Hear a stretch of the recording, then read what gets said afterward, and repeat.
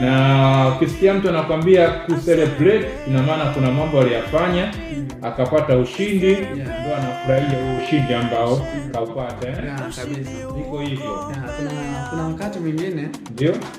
Ushindi unakujaga pale ambapo umepata matumaini. Kabisa.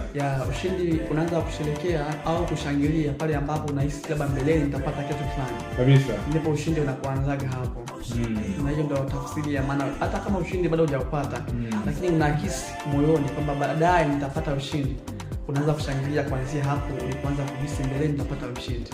Bwana, sawa. Kwa hiyo kama utahisi pia Mwenyezi Mungu ataenda kuyafanya mengi makubwa kwenye maisha yako kupitia ibada ambayo itafanyika siku ya kesho. Kwa hiyo anza ku-celebrate. Anza kufurahia ushindi ambao utaupata siku ya kesho.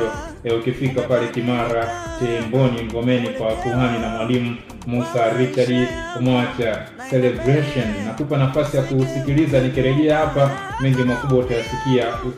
Usiondoke.